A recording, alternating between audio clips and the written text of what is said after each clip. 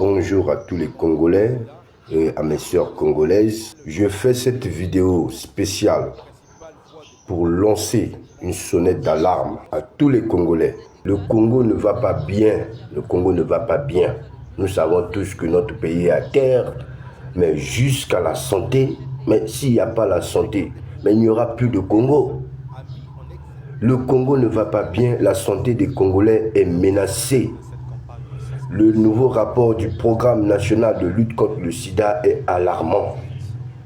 Près de 200 000 Congolais atteints du VIH. Le Congo numéro 1. C'est grave. Le pays est en danger. La santé des Congolais est en danger. Et le plus grave, la tranche d'âge située entre 15 et 25 ans est la plus touchée. Donc la jeunesse congolaise. Parce que la jeunesse, c'est la tranche d'âge qui quitte de 15 à 25 ans, selon la définition des Nations Unies. Donc notre jeunesse est malade. Nous avons près de 200 000 personnes atteintes du VIH dans ce pays. Nous avons peur. Alors, pourquoi nous arrivons à de telles catastrophes au niveau de la santé, franchement? Si notre santé est menacée, déjà on ne vit pas bien. La pauvreté est en train de nous tuer tous les jours ici. Il n'y a pas d'eau, il n'y a pas d'électricité, il n'y a pas la nourriture. Mais la santé aussi, mais c'est fini, le Congo est foutu. Le Congo est dans le chaos. Quel avenir pour notre pays, le Congo, si nous n'avons pas de santé? Le minimum, c'est au moins la santé. Le minimum, c'est au moins la santé d'un peuple. Nous n'avons plus de santé dans ce pays. Où est-ce que nous nous dirigeons? C'est grave. Et notre jeunesse menacée. On dit que la tranche d'âge de 15 à 25 ans, donc c'est la jeunesse entière qui représente la majorité des personnes atteintes du VIH dans ce pays. Où va le Congo? D'où vient cette propagation du VIH dans ce pays? Si le gouvernement n'est pas capable de mettre en place des mesures pour protéger la santé de ses citoyens, mais nous sommes foutus. Qui viendra protéger, assurer la santé des Congolais si ce ne sont pas eux-mêmes les Congolais? Le Congo n'a que 5 millions d'habitants. Pourquoi on ne met pas en place des mesures strictes, au moins pour la santé, pour protéger la santé de la population? Regardez. Mais je vais vous dire pourquoi on est là aujourd'hui avec ce résultat catastrophique. Les jeunes filles congolaises sont aujourd'hui abandonnées dans la prostitution. Où sont les parents? Où est l'éducation? Où est l'accompagnement de l'État? Déjà, les parents sont fatigués. L'État n'arrive pas à accompagner les parents dans l'éducation de leurs enfants. Alors, les jeunes filles sont abandonnées à elles-mêmes dans les rues de Brazzaville, de Pointe-Noire, avec cette vague des étrangers, des prostituées étrangères qui rentrent au Congo tous les jours, sans contrôle. Avant, on parlait des femmes de la RDC. Avant, c'était les Quinoises qui faisaient la prostitution ici. Mais aujourd'hui, ce ne sont plus que des Quinoises. Aujourd'hui, la vague qui arrive, c'est très dangereux. Il y a les réfugiés centrafricains qui sont installés vers un pila là-bas, dans les quartiers de Brazzaville, qui sont en train de propager le VIH-Sida. Même les policiers sont fatigués parce qu'ils vont faire quoi? Ils n'ont pas les moyens qu'il faut pour chasser. Et ce sont des femmes qui habitent parfois dans le quartier de Mungali. Là, vous partez là, ce sont des femmes qui sont là tous les jours devant les parcelles la nuit, qui passent leur temps à faire de la prostitution et à propager le VIH-Sida. Nos frères, nos sœurs de la RDC, mélangés aux centrafricaines. Aujourd'hui, il y a maintenant des Camerounaises et les Congolaises aussi qui sont rentrées dans la danse à cause de la pauvreté. Tous les quartiers, il n'y a plus un quartier à Brazzaville où on ne peut pas retrouver des prostituées. Mais où allons-nous? La police vient, on les dégage de là. Elles reviennent puisqu'elles habitent, elles ont des maisons partout, gauche à droite, là dans le quartier. Ce sont des personnes issues des familles très défavorisées. Elles sont abandonnées à elles-mêmes, des femmes comme ça, sans éducation. Qu'est-ce qu'elles vont faire? Les pauvres femmes, déjà malades. Nous allons tous mourir dans ce pays et il n'y aura plus de Congo. On aura une population malade, on est déjà à 200 000. On ne sait pas l'année prochaine, 300 000. Après 400 000, 500 000, mais toute la population.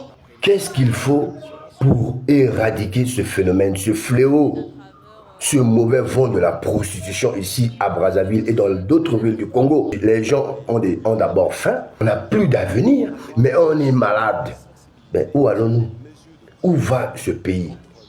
Voilà pourquoi notre jeunesse se retrouve dans la rue, dans la délinquance, avec le phénomène des bébés noirs, des koulounas. Tout ça, c'est à cause des maladies, parce que les jeunes sont malades. Les jeunes vivent très mal. Ça, il faut reconnaître ça. Abandonnés par les parents, parce que nos parents ont abandonné, il faut dire la vérité, les parents congolais ont abandonné. Ils ne sont plus capables d'éduquer les enfants. Ils n'ont pas les moyens, ils ont faim, ils sont dans la pauvreté. Attends, comment seront-ils capables d'éduquer leurs enfants? Des gens qui n'ont plus d'avenir, ils ont faim. Ils n'ont même pas de quoi survivre. Vous avez déjà vu des parents malades, affamés, avoir la force, avoir l'énergie d'éduquer des enfants. Ce n'est pas possible. Mais c'est d'où le chaos, puisque le gouvernement n'assiste pas les familles. Le gouvernement n'assiste rien. Comment est-ce qu'on va limiter la propagation du VIH? On va maîtriser nos enfants à la maison, dans l'éducation, dans une bonne éducation. Ce n'est pas possible. Avec des parents traumatisés, les parents sont traumatisés, ils sont devenus méchants, crient tous les jours sur les enfants, parce qu'eux-mêmes ils ne savent plus ce qu'il faut faire pour eux. Nous n'avons pas d'avenir dans ce pays.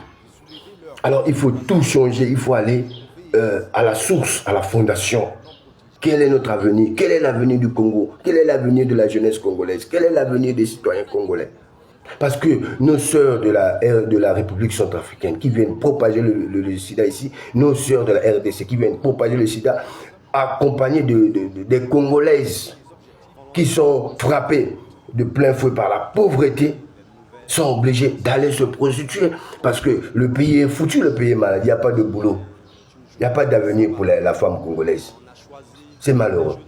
Aujourd'hui, on voit avec le phénomène de la délinquance juvénile. Vous partez partout dans les bars, dans les VIP, tout ça. Mais c'est eux.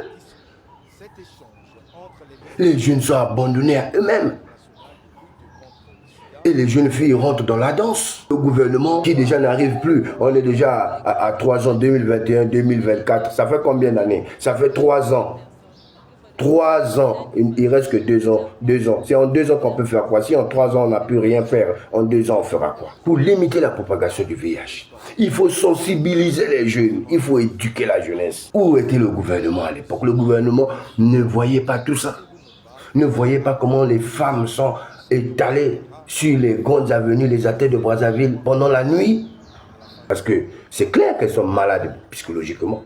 On sait qu'il y a la pauvreté qui est là, qui est en train de tuer les Congolais. S'il vous plaît, si on n'a pas la santé, on ne pourra pas vivre. On ne pourra pas se développer. Parce qu'il faut bien que les choses changent dans nos pays. Il faut que les mentalités changent.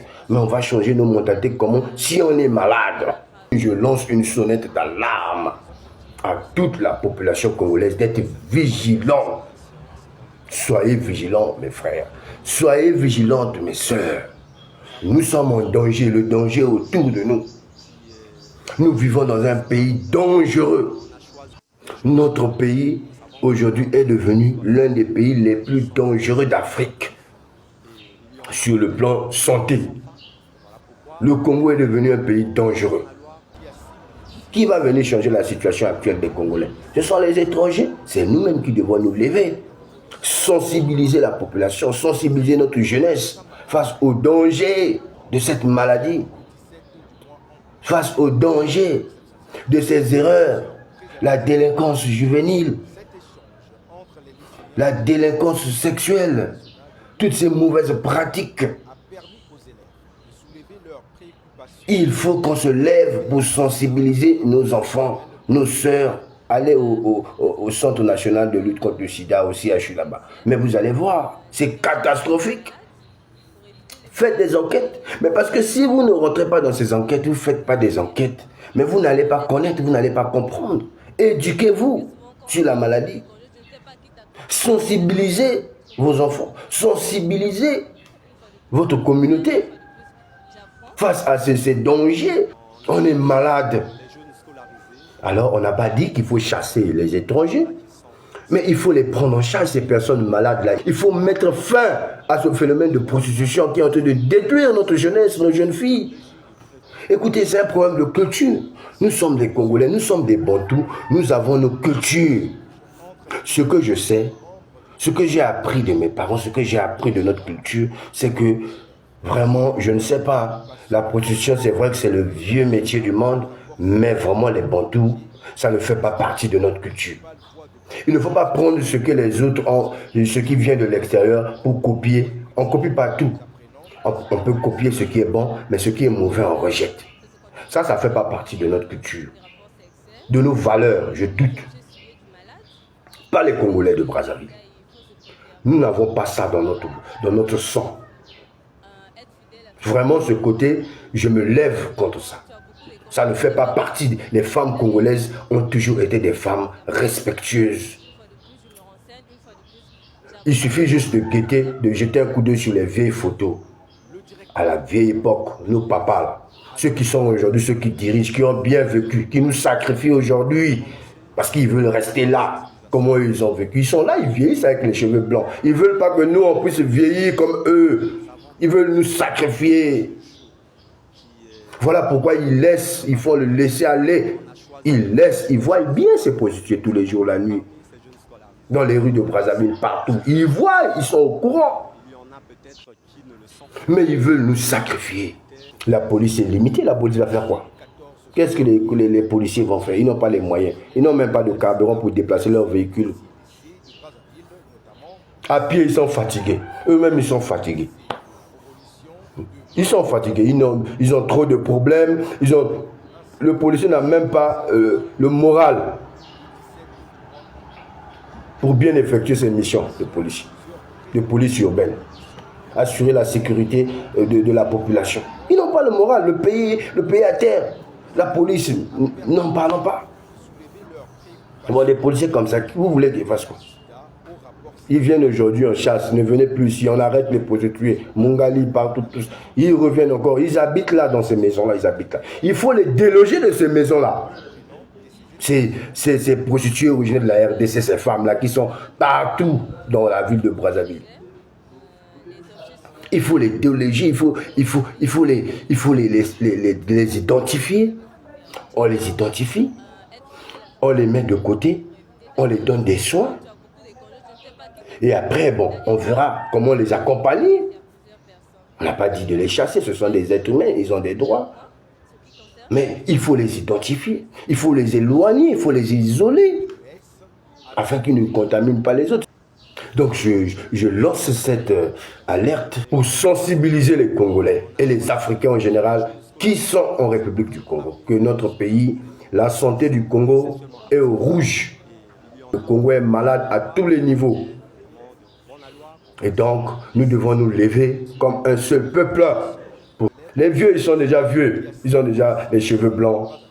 C'est fini pour eux. Ils s'en foutent de nous. Mais nous, nos enfants, qui prendra la charge de nos enfants? Qui prendra soin de nos enfants? Si ce n'est pas nous.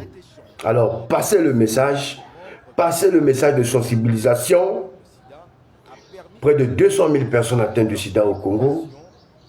La tranche d'âge la plus touchée de 15 à 25 ans. Donc la jeunesse congolaise est malade. On crie tous les jours jeunesse, année de jeunesse, année de jeunesse. Quelle année de jeunesse? La jeunesse est malade. La jeunesse n'a pas une bonne santé. Voilà le message. Je vous remercie.